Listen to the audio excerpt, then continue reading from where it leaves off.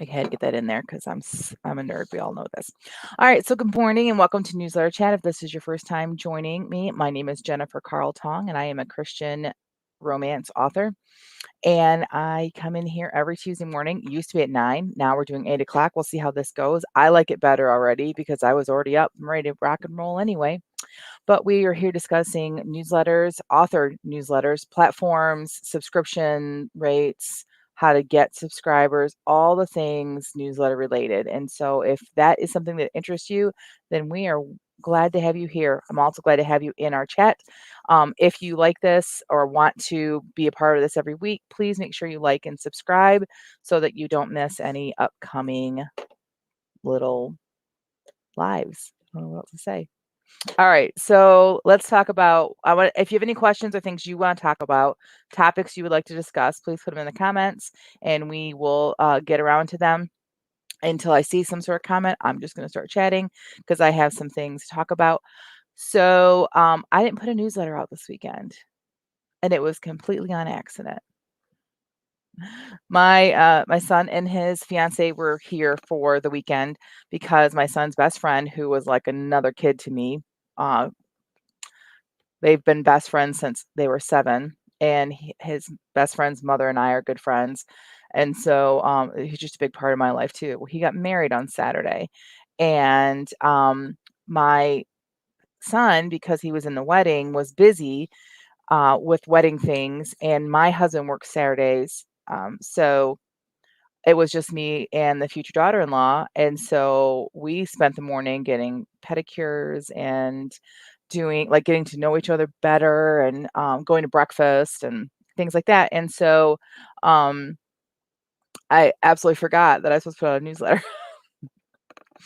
And so then I remembered Sunday morning, and, we've discussed how I don't have good open rates on Sundays. I did that a couple weeks ago. I had to put it on a Sunday because of a promotional sale that I was in, and it didn't start till Sunday, so I had to do that.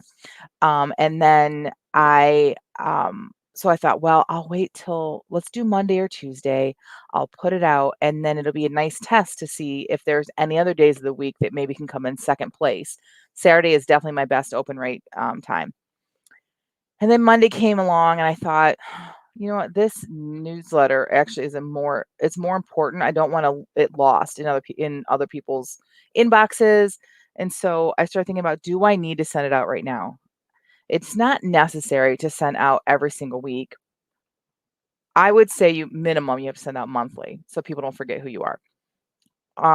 Every week might be a bit much, but it's working for me right now. But however, it's just about consistency. And just because I miss a week, no one is going to think, oh my gosh, what happened to Jen? Like, I'm sure everybody gets enough newsletters and emails and things like that. My only concern was I was supposed to start a promo, a giveaway, a book club giveaway. We talked about this a little bit last week. I think I showed you my Google Doc that I made for it. If not, let me know and I'll bring it up and show you guys this week. And then I realized this book club giveaway does not have to end before the book releases. See, the Goodreads giveaway that I did, I need to have it end before the book releases because then when the book releases, everybody that put this book on there to be want to read shelf in Goodreads will get an email from BookBub saying the book you're interested in is now available. Like, I just cannot pass up that kind of promotion, right? So far 880 some people have entered the giveaway. I was hoping for more at this point, but whatever. Like, I'll take whatever.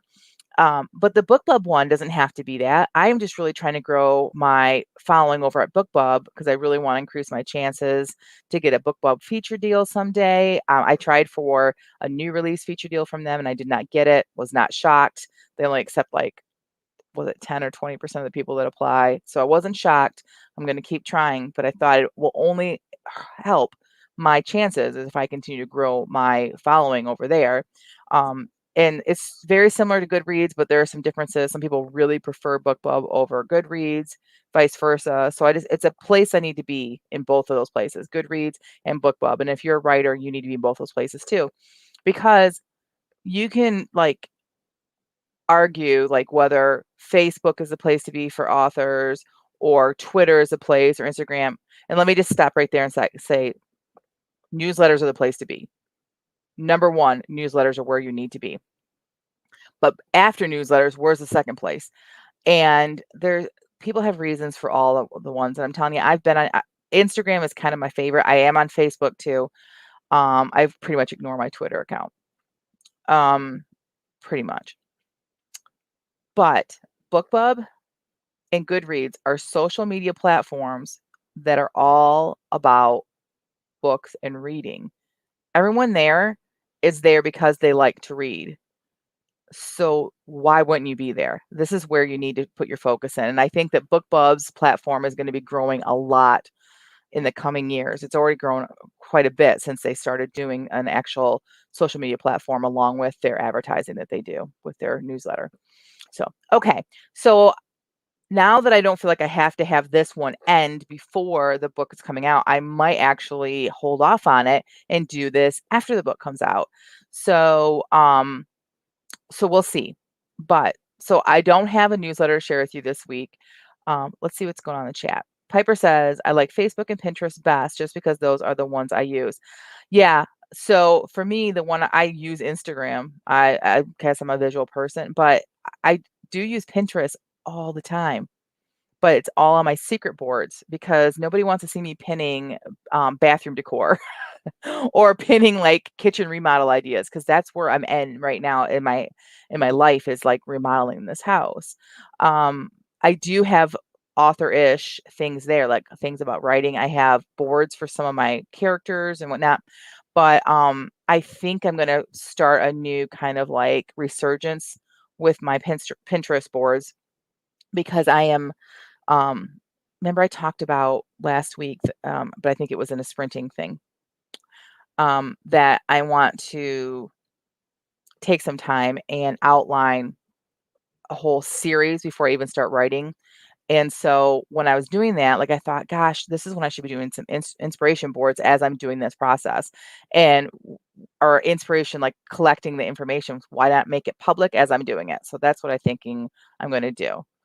Teresa says she's the same with Twitter. Yeah, like it's there because when I started, I got bad advice from some writing expert that says, you have to build a platform, which I don't disagree with, but it's not as important as what people say that it is. Like you have to have one at least so that you're legit. Like, you have to have your website, you have to have a newsletter.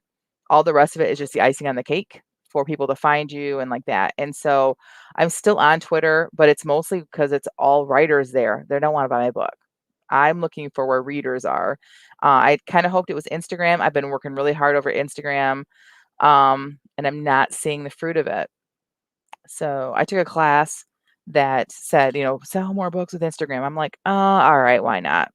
Took the webinar and I was like, the whole thing through it, I was kind of like eyebrow cocked, like, you said sell more books and all you're doing is showing me how to make it pretty. Like you really haven't given me any statistics or any like actionable things that lead directly to book sales. So, but that's just my 2 cents. So, oh, well, it was at least my page is pretty now. Piper says, yeah, I do have 2 accounts. I'm in Pinterest. I don't because I have to be, if I have 2 accounts, one's gonna get ignored. So I need to do pins for my own books though. I know. I know. Me too. Here's the other thing too. This is off topic. We're not talking about newsletters right now, but this is important. It's all about marketing. And this is the focus for this show is marketing, is that I can pin like my own books from Apple or from Amazon or Barnes and Noble or whatever. But if I pin from my own web page, I can actually schedule pins, if that makes sense. I could probably schedule them the other way too.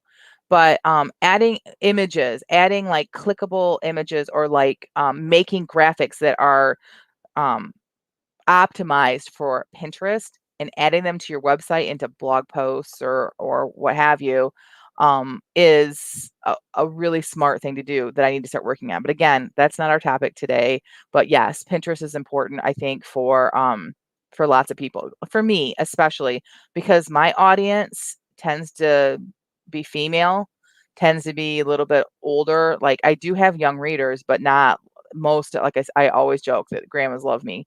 If you look at my stats, like, like 20 to 30 is like this big, um, 30 to 40, 40 to 50, above 65 is like this big. So the majority of my readers are older, and Pinterest and Facebook are where they usually hang out. So, but I enjoy Instagram, so I will always have a presence there just because I just kind of find that fun over there. So, okay. So let's share some screen, and we're going to talk about today. What I wanted to talk about was unsubscribes. Unless you guys have other things you want to talk about, I'm always here for you.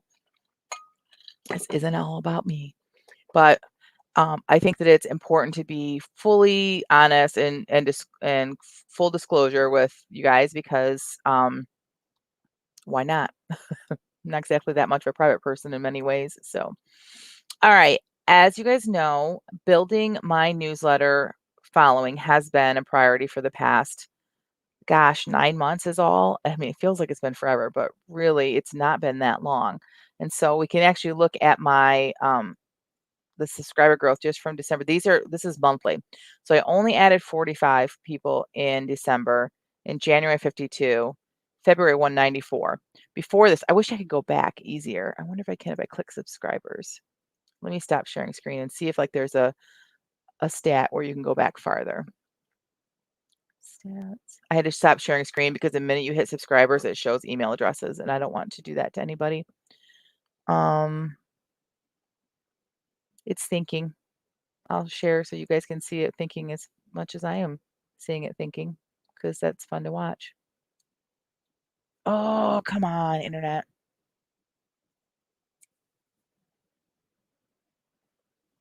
Okay. We're gonna move on. So let's go back to the dashboard then, because that was working for me.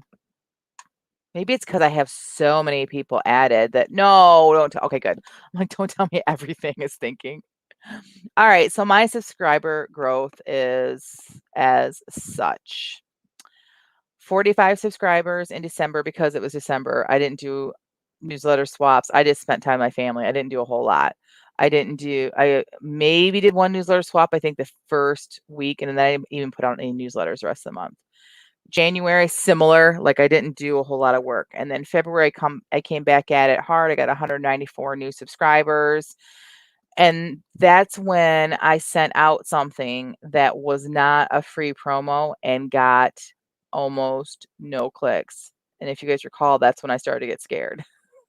I was like, am I building my list wrong? Like, am I filling up with a bunch of subscribers that only want free stuff? And then when it's time to hit pay on one of my books, they're not going to be interested. And so if you recall, I kind of backed off from all of that. And in March, this is all what I would call organic, even though like I'm still doing marketing, but what I was marketing was I was I was only doing sales promos. So I was promoting my books through sales, and people were still coming and finding me and subscribing, and I got 112 subscribers that way. Same thing in April, except for I went perma-free in April. At the very end of March, I went perma-free. And then April, another 113 subscribers, no newsletter swaps, no promotions, no like book funnel promos for the gain newsletter subscribers, no story origin, same thing. That's just I would call organic followers. And in May so far, oh, I got a new subscriber already since this morning. I had 7 last time I checked, so I have 8. I am much happier with these subscribers because I did not find them because I was looking for people. I was handing out freebies. Now, yes, I have my perma free, but it's a little bit different as opposed to people going to these promos where there's 50 authors offering a free book and them just downloading, and then really not connecting with me as an author. I'm just another book in their to be read pile, right? But let's look at this further. This is what I want to be more genuine with. So in order to get real numbers, because yes, these are the people, new subscribers, So you would think that my numbers would be 112, 225, but I would have that many more subscribers. But when I'm gonna click on campaigns to subscribers. The last time that I sent a newsletter, there was 1,122. Okay. Again, let me stop screen really quick so I can go to subscribers and I can get the exact number. Today, my exact number is let me see if I can make this big so you can't. Yeah, I can do that. I'll do this so that you can't see the subscribers. We'll see how this works. 1,149 subscribers. Okay, so I wrote that number down, 1,149 for those of you that are following along. Piper says, "Oh, that is great, Jen." Thanks, Piper. I'm pleased with it. I just want to be honest about it. Like, I don't want to seem like I'm complaining. I am absolutely and 100% pleased with those numbers, more so than months that I had big jumps in numbers, but were from freebie promos. So let's head back to where I want to go. Whoops. Don't look. No. See, this is what's so hard about that. I don't know how to blur it when we're live. Okay. So if I look at my numbers, I can see that at the beginning of March, I had 1,060 people. But I have not added. So 1,060 would make you think that I should have somewhere around over 1,200 people, but I don't. Here's the math in this. If in March I had 1,060 people and I added 112 people in March and I added 113 people in April. And when I say March, I had 1060, that was March 1st. I should have 1,285 total subs, but I don't. I have 1,149, and that is a difference of 136. And the difference is because that means I've had 136 people unsubscribe in 2 months, which I think previously would have made me cry because you feel like you're working so hard. You take 2 steps forward and 1 step back, and literally that's what I'm doing because in in April, I gained 113 followers, but I lost 55, which means I really only gained 57 in numbers, which is like 1 step forward, 1 step back. Like it's very frustrating when I look at it like that. But let's talk about who the people are that are unsubscribing. It's not going to be the people that found me and fell in love with my book, right? It may be some people that just are like, I got to clean up my email. There's just too many people. Or it could be people that like, she emails every week or every other week. I don't have time for that. It could be them. But we all know the majority of the people that are unsubscribing are people that would have unsubscribed anyway because they only came for one free book. And then the next time they would have gotten an email from me at any point, they were going to unsubscribe. So now cleaning up, I feel like they're cleaning up my email list themselves. Like I don't have to go back and like try to cull out those 136 people that shouldn't have been there in the first place because they just really wanted something for free. Teresa asks, how long have you had a newsletter? Well, we can find out by looking at this. We can scroll down really fast to, let's see, I sent my first newsletter on May 25th, 2019. That cannot be right.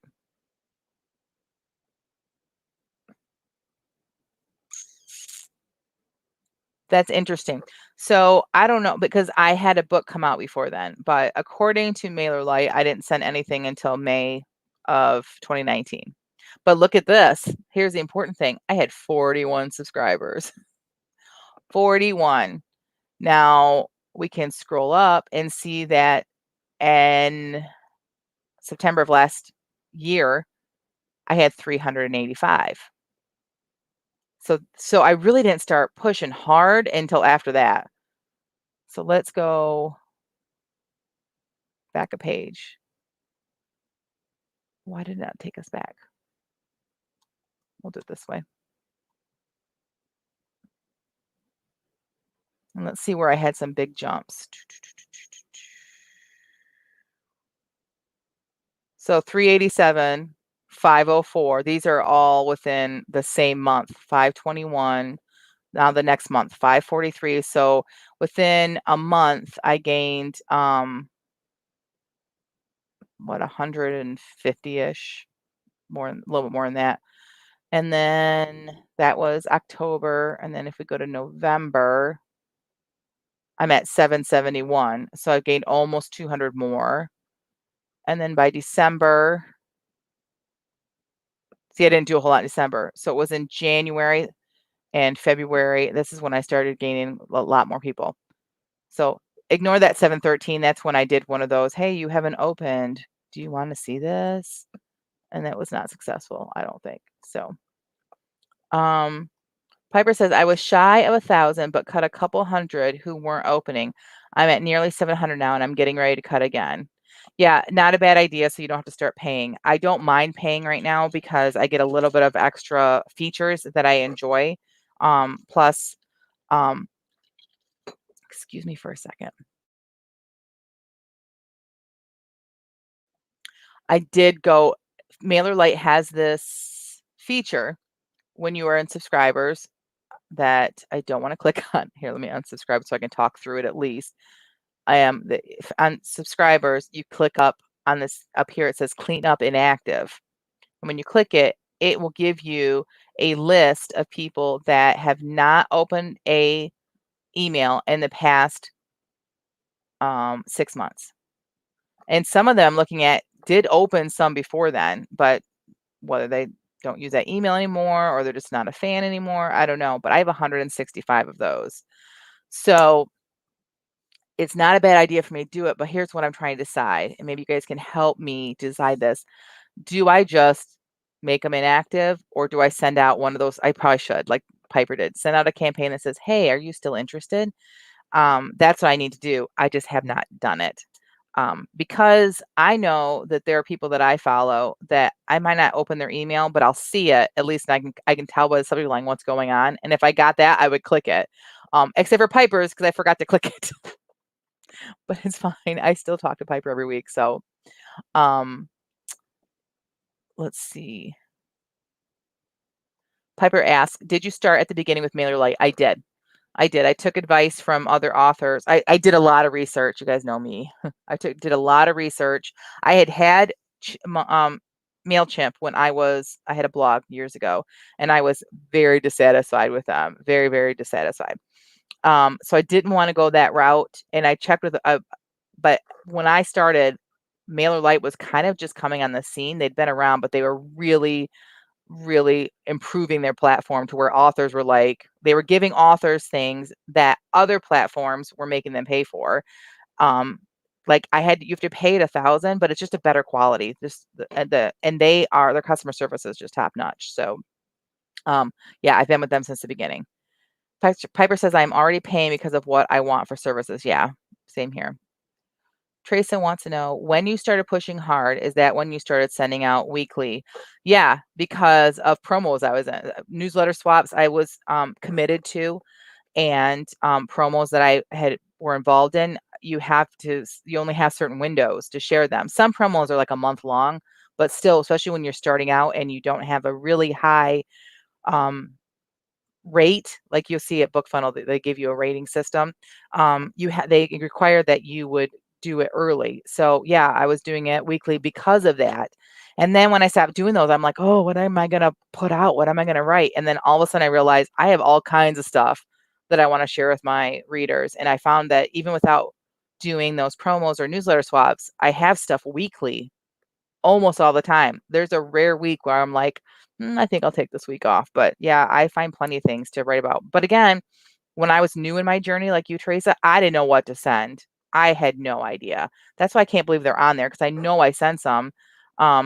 Because you have to start somewhere, and your subscribers will be mostly friends and family, friends of friends, and like that. And so you have to like show up occasionally in their mailbox. Otherwise, they're gonna be like, who's this dude? Like, why are they emailing me? And unsubscribe because they're gonna think it's spam, and you don't want to be marked as spam. So Piper says, I sent out an email to the people before I cut them. I got a dozen who sent back saying, no, I don't want to be cut. So see, it's worth it, right? I'm reusing that same email for the next round, LOL. Piper, you should come on a newsletter chat with me next week or one of these weeks and share your letter. And we should talk about sending those kind of letters out and see how it goes. Teresa says, so the advice for a newbie would be to plan on sending weekly newsletters. No. No. I would say plan on monthly. Once you have something published and something you can actually like send people to, and you want to start doing newsletter swaps, I would say, yes, you might have to do weekly as you're building your numbers, but I wouldn't plan on weekly. Most people do not do weekly. Piper, what do you do? I'm curious to how often you put yours out. I would say that I would do monthly. I might move back to monthly at some point. We'll see how this goes. Right, it's hard for me to say because right now I'm in the middle of book launch, so it's a lot more activity for me because of book launch and promotions leading up to book launch and giveaways and things like that. Oh, Tracy, I don't think so. Piper says I only send twice a month. I think twice a month is good. I think that I say once a month when you started out is more than enough. Once you have books out like Piper and I do, multiple books, then twice a month is probably plenty. And then when it's book release time, it would be more often. And I just I don't remember if it was David Gaughran or someone else that I was just reading a blog post from, and they said, and remember, book release emails are not your normal newsletter. And I was like, what? Because I'm trying to like fit everything into Saturday, right? And they said that that's when you just give your normal newsletter that always seems the same and has like the same feel to it, and then your book launch things come on a different day. I don't know how I feel about that because, again, Saturdays are my day that I get the best clicks. And also, like, I don't always have something bloggy in my newsletter. Sometimes I'm just in there and out quick because I appreciate that. Sometimes I want people I like bullet points. I want you to tell me what the newsletter's about so that I can know whether or not I want to read the whole thing. I want the most important things at the top. Like that's what I'm trying to do with my newsletter.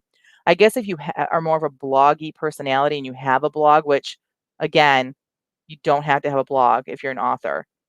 Maybe if you're writing nonfiction, but don't take the advice that every author needs to have a blog. That is advice from like 2004. Like truly, you do not have to have a blog.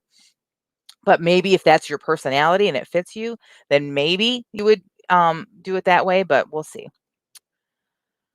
Piper says, if I'm in a promotion, which I do for review copies, freebies, and sales promos, I schedule so I can put them in twice to raise the number of clicks I send. Yeah, I try to too. I'm amazed at how many promos I've been in recently that the person scheduling them does them just for 1 week. Because generally when I'm in a longer one, I send almost as many clicks the second time as I did the first time, and they're different clicks, unique clicks.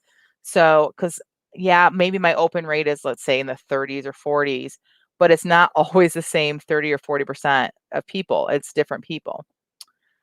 She says, so I'll do one that runs day 1 through 30, and then one that runs from the middle of the month through the middle of the month. Yeah.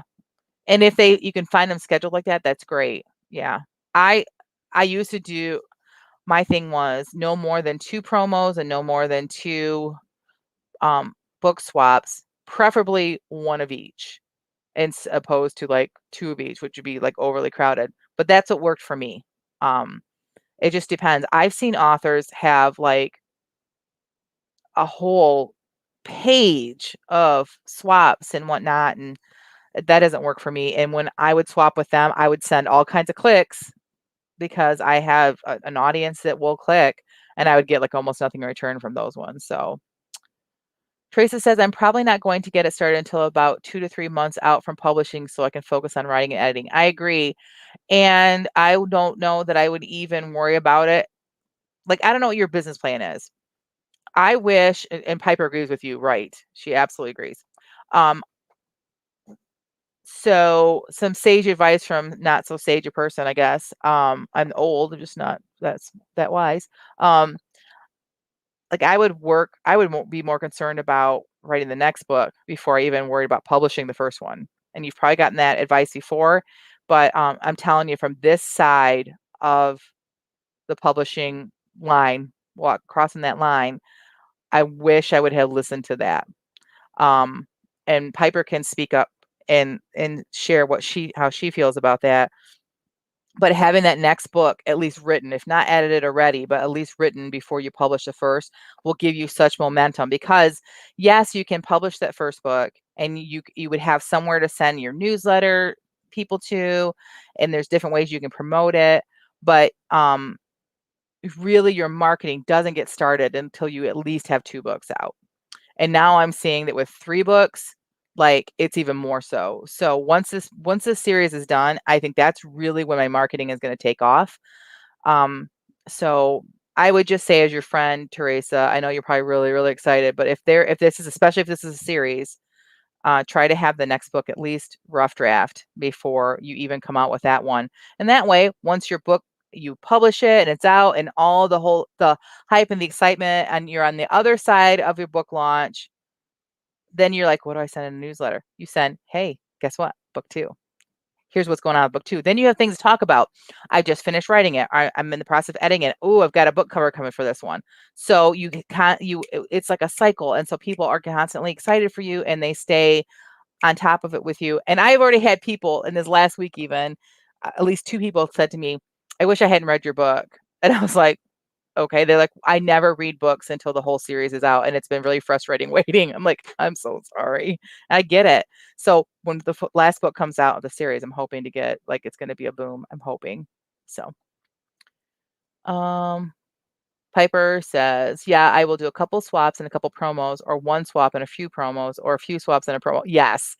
3 or 4 to click, maybe as many as 5. And then she says, I don't do any swaps with people who include too many of it either. I always check their clicks and their archive links first. I agree. I agree. And I did not sign up for Story Origin. I did not get the discounted price. I prayed about it and I'm like, I'm already paying for BookFunnel. I'm not using Story Origin right at the moment for anything. And I tried using it for something and it didn't do what I needed to do for my ARC reader. So I was like, I'm just gonna I'm gonna be spending money. I feel like I'm bleeding money right now with promos and stuff that I'm just not seeing the fruit of yet because the book hasn't come out yet.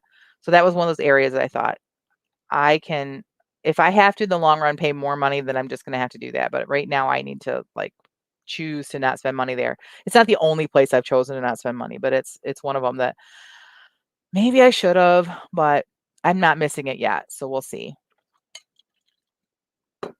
Excuse me. So was that all I want to talk about?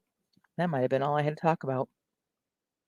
Yeah, I really wanted to like show you guys the truth about my unsubscribes and my new subscriptions. And really to encourage everyone. And Piper, I think you'll probably see this too. You're perma-free now as well. Like the organic ones are the ones that are going to stick. So the ones that are coming from actual readers that I'm getting from Amazon or Apple Books or wherever they're finding me, and then they're coming over, which is exciting because now it's like I can see that they're coming from book 1 as opposed to just random people that may not like my book. Like these people liked my book enough. They actually read it to get to the end to see, oh, I can sign up for her newsletter. And they liked it enough to subscribe, as opposed to putting my book in a promotion with a bunch of other people and hoping they even read it if they even get to it. So I'm excited about those numbers. Gosh, if I can get 100 new subscribers every month, like I'm good with that. Like that will add up really, really fast. Like I will have over 2,000 by the end of the year. I mean, every year I would have 1,000, and that's imagining that nothing else grows, right? But if my perma-free continues to be successful as it is right now, if my series is successful because every single book has, hey, sign up for my newsletter, then and more books I have out there, I can only imagine that I'm going to get more subscribers, and it would just be that's the way I'm going to do it. So I'm glad I did it, built it the way I did. I'm glad that I have a um like 1,000 people subscribe to my newsletter because I did find a lot of good people. My ARC team is, I think, 1 person that I know. No joke. Like before I was begging friends and family, please go, give me a review. Like, please. And now it's like there's 1, and I didn't ask her, but she just loves my book. So she joined my ARC team. Everyone else are people I've never met before. never once met them. And they have found me and they enjoy my books and they subscribe to my newsletter and they enjoy my books enough that they wanted to be on my ARC team. Like, that means a lot. Like, it's just really kind of hitting me right now, like how much that means to me that I have. And I have 27 people. 20 people have actually downloaded the book. So the other 7 have never finished the process. Um, which is fine because I don't want, if they're not going to follow through, then they're not going to follow through on writing the review either. And I just counted and I have 8 people that have already put reviews places. And that's not even release day. So I'm excited. If those 8 people will just copy and paste, that's great. 8 reviews day 1 would be amazing. Okay. Teresa says my business plan was to establish upfront that I write both YA and adult romance out of the gate, but I really struggled trying to get into my romance and what it is supposed to be. Yeah, that's a whole nother suitcase to unpack there. Um, are you you're a plotter, right, Teresa, or are you a pantser? Give me that information so we can finish talking about that.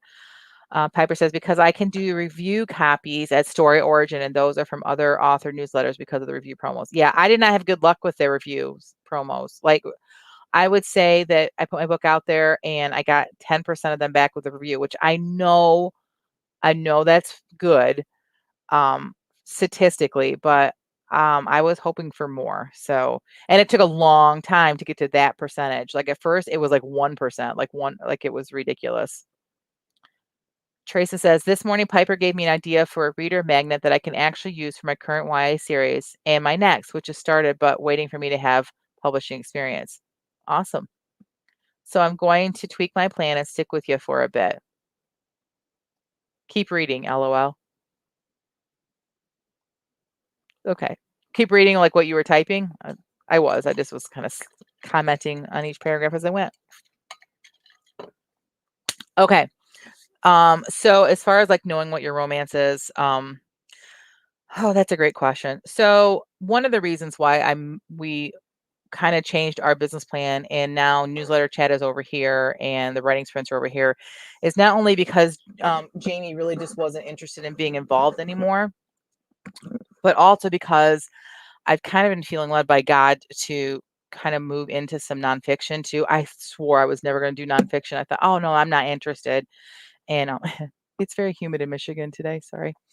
But I really feel like I need to write some books. I think a bunch of little short books on the process of writing romance because there. It isn't just about tropes and about um, writing the right kind. I mean, those are all important, but there's also like elements of the story and how you find them. And it's more than just like when you plot, okay, on chapter 8, this is when your first disaster happens, which yes, it kind of, I mean, that's how I do it. I I'm looser when I write it, but when I plot it, it's like by chapter. But sometimes it ends up like changing a little bit. But it's more than just that. Like it's about the character arc and it's about the spiritual growth. Where does that spiritual growth happen? How deep can you go with that? Like how bad can the person be at the beginning? Like there's all these topics that you don't really hear talked about when talking about Christian romance.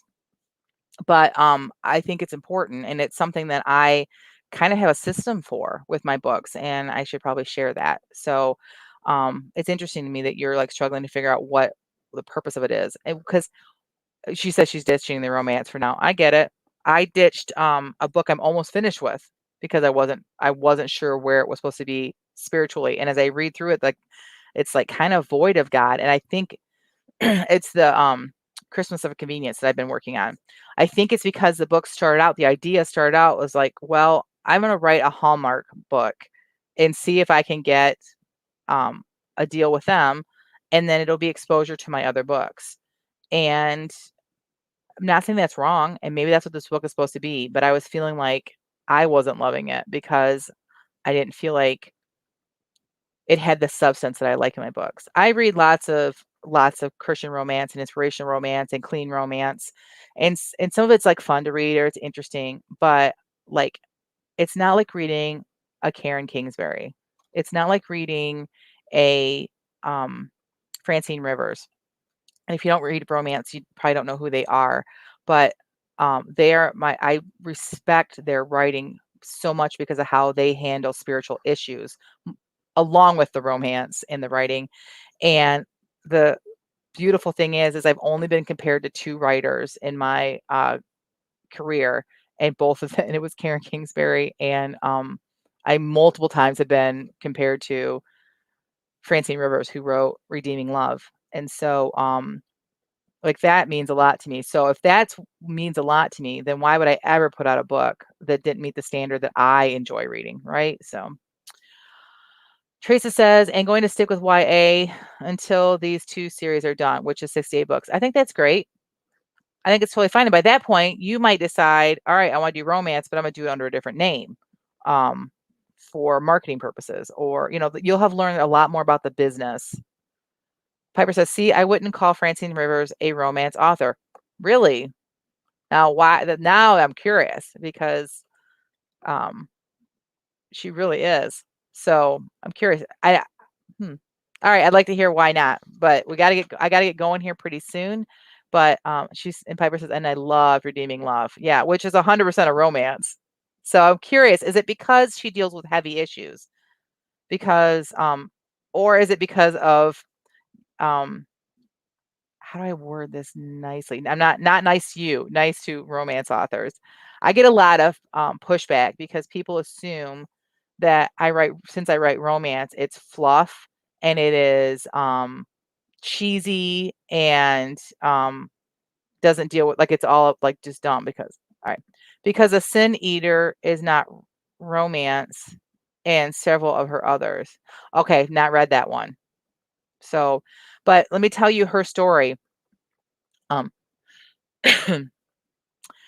Francine Rivers was a regular romance writer, if you get my drift. Now, I've not read any of her stuff from before she became a committed Christian, but I would not say erotica, but definitely of the bare-chested variety, if you get my drift. And then she got right with God, and God took away her writing, like completely took it away from her. She couldn't write a thing, and she thought, well, that's it. I mean, because I can't write that kind of stuff anymore, then I'm done writing. And then she just kind of like came to terms with that. And at some point she was doing a Bible study with a small group, and God gave her the story for Redeeming Love and told her to write that. And she's like, a Christian romance? I don't know if they're ready for me. And it took several edits too, because her editor is like, you can't do this in Christian romance. like she's like, no, it's not. I'm not even like this is so much more PG than what I had written before. And they're like, no, it's too much. And if you've read Redeeming Love, it still pushes it, but in I think a very good way. So 100% of her background is romance, but I have not read the Sin Eater, so I'm interested in reading that now. Teresa says used to be a Karen Kingsbury, used to love Karen Kingsbury, but can't read another Baxter family drama. I can't read her books without every book. Piper says, and I don't read romance. Yeah, I get it. And she says, yes, romance is usually light and breezy. Yep. And and it's all about like people fall in love way too easy. I love reading. Well, I have other friends who are authors, and I love reading their things. They're not romance writers, and then they try putting some romance into their book, and I'm like, how are they in love already? Like this is not like how it works. But Tracy says, I love Katie Ganshert, Becky Wade, Melissa Tagg, and how they all explore deep life and faith issues. I've not read any of theirs, so there's some names that I can go try out. So I appreciate that, which is fine. Except escapist reading, it's fine. Yeah, there's nothing wrong with it. Yeah, I'm not criticizing. Sorry if I came across that way. I'm not criticizing. I just know what I want, and I know what God's called me to do, which is why I had to walk away from the other book until I can figure out what God wants me to do with that book. And his answer may be publish as is. That might be his answer because let's say it got a Hallmark movie deal. Like, what if, right? How many more people will find my books that I am blatantly um, exposing God, Christ's, love and grace, and like how great would that be? But I don't know if that's what he wants me to do. Um, let's see. Okay, blah blah. Piper likes to read to escape. Teresa says I love Insta love. Right, exactly. Um, they're all contemporary. Oh, okay. I love contemporary. I really do. And my first love is historical, but I love contemporary, and I've been reading a lot more contemporary recently, which is probably why I have all these contemporary stories that I want to do. But yeah, I'm all for any kind of Christian romance. So, all right, went a bit long, quite a bit long, but I enjoyed the chat. And so next week I will have more information, I think, on my book funnel, nope, book bub giveaway that I'm doing. And hopefully I will have answer from Piper whether or not she wants to be on here with me so that we can talk about sending out your "Do you want to be unsubscribed?" letter. So, all right. Thanks, ladies, for joining me. And I'll see you hopefully tomorrow morning in Live Sprints.